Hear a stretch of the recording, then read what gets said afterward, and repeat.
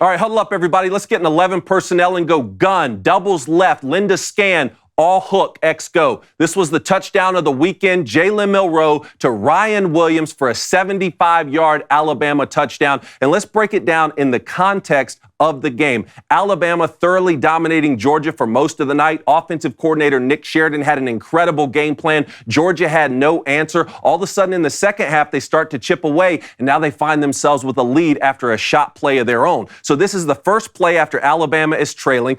1st and 10. We've been getting free release for most of the night. So Bama comes out in 11 personnel, 1 running back, 1 tight end, 3 wide receivers, and we got some hook routes underneath. Sheridan giving Milroe some options here. Hey, if you get soft zone coverage, let's start the drive off with an easy pitch and catch. But he also builds in Ryan Williams on a vertical route, X go, so that Jalen has some man beater options built into this play. It ends up being an identical play to Michigan and USC last week, except Georgia is in man coverage here. Looks like some sort of man free with an odd front, 2 spies. I talked for 2 straight weeks about how risky it is to play man coverage against Jalen Milroe. 1, because of how well he throws the vertical ball, but 2, his ability to escape the pocket when defenders get their back turn. So pause it right here at the snap. Jalen Milroe eyes down this free safety. There's no width. There's no expansion. It's one-on-one on the outside. You might as well call this play Ryan Williams go deep. And from there, that's a playmaking ability that you just can't teach. You can't coach. You can't look down on a play sheet and call that. What a response for Alabama after finding themselves in a deficit.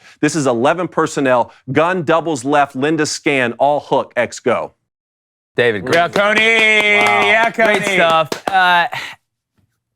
I think Jalen Milroe, like you said, made his mind up when this play was called, because you got that go attached to it, that even if the safety is over there, like, because some guys would see the safety over there and not even look to that side, right? They would say, all right, the numbers dictate I need to look to the other side, depending on where that safety is, or I'm not going to throw the go, because he's given a vertical release and that safety has to be in the sky. The minute that safety did not move, he knew Ryan Williams was going to win the release. But to me, the significant part about that is, and this is, I think, another difference in Alabama and some other teams, is that he was going to try and get the ball. This tells you who he thinks the best, probably offensive player is on Alabama. And he's 17 years old. I'm talking about Jalen Milroe. Mm-hmm. I think this play was called, and the minute it was called, he was like, you're going to have to make me not get this ball to Ryan Williams deep. I don't care if he's covered by 1 guy. If 2 guys are on him, I'll work somewhere else. If that safety would have got a ton of depth and it would have been like, all right, they're somehow bracketing Ryan Williams, or he's just shading in the sky to where they think they're the most vulnerable, or where Alabama's best wide receivers are. But I think this speaks volumes about the confidence that they have in Ryan Williams. And guess what? They were right. I say this all the time. A lot of winning in locker room is a DNA thing. You have some people that find ways to lose games. You have some people that find ways to win games.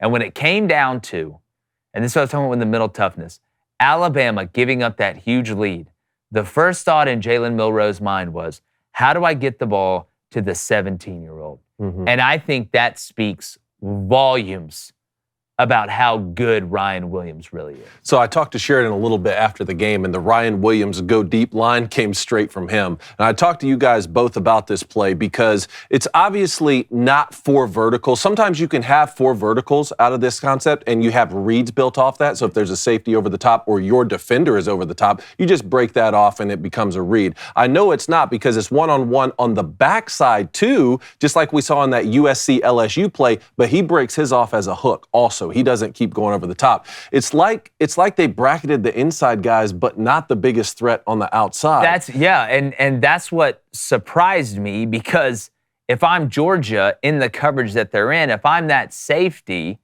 I am realizing at the point, hey, this guy broke it up. And I can realize this as I get depth, because I know somebody's covering that inside guy underneath.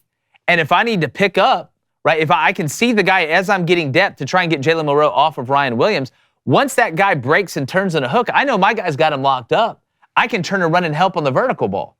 To me, David, it's just like when a safety, when somebody is trying to get you on a dig with the post combination, right, where the inside guy runs a dig, and let's say you're in quarters, right, and the outside guy runs a post. So 1 runs a post, 2 runs a dig. Well, yes, as a safety, I need to drive on the dig. All right, I know that 2 past a certain amount of yards, 10 yards, it's going to be my responsibility. But if he breaks that dig off and I see that linebacker is in that window, or my guy, let's say 2 runs a drag instead of a dig, I can now help number 1 and my corner on the post. The safety chose, like you said, help the wrong guy. Mm-hmm. Where's the threat? Yeah. The threat is not even if you're saying bracket the slot, bracket the slot, bracket the slot, the minute he breaks that hook off, the football player in me goes, oh, hell no. I'm going to get the vertical. Because I can see the quarterback too. I'm reading Q to 2 through the quarterback. I can see him load up. Oh, boy's not loading up to throw the hook. They're taking a shot. So I think you're right. You doubled the wrong guy. Wrong kid died. Yeah, Blaine, one of the things I was really thinking after I saw this play multiple times after the fact is this isn't just Jalen Milroe panicking because Georgia just scored to take the lead, saying, oh, well, we have to throw it deep now too so that we get the lead back because we're going to have this incredible loss after we were leading for most of the game. This is him getting the ball to his playmaker that's only set up because of how efficient he was with the intermediate throw throughout the game. Yeah, we talked about that. I mean, in the week prior, can Jalen make the easy things look easy because he can do the hard things and make those look easy? But this, to me, is trust, right? This is a guy trusting a 17-year-old kid. They didn't win this game because of this play. They won this game because of practice. Yeah. Right? They won this game because of camp. This isn't the first time. I guaranteed if it was tagged or whatever it was, team they drill. looked at each other probably before this play. They probably looked right at each other before this play. And whatever we used to call this, we had a guy in high school that was faster than anybody, right? And if there was one-on-one anytime, we'd do this. Well, you see, we'd call blue lights. Yeah. All right, because you always run faster when the cops are chasing you. Oh, God. All right, so we'd call blue lights, and the next thing you know, he's gone. Well, it's like in basketball. There's some guys that even if they're covered, you know who's taking the shot. Like late in the game, like that's what I'm saying. Like even you see the clip from the Air, the Nike movie, when Matt Damon's like, I found the one guy we need to sponsor. Like they got this All-American down here. They use him as a decoy because they want this freshman to take the shot. What does that say? They wanted Ryan Williams to take the shot. What was that guy's name? Michael Jordan. Yeah. And guess what? He took the shot. And guess what? That SOB went in. Nothing but net. He didn't even spin you. He half spun you. Hey, YouTube, what's up? You liking what you're smelling, huh? We appreciate you. Hit that subscribe button. Works for everybody, helps everybody. And we're very, very thankful you guys are here.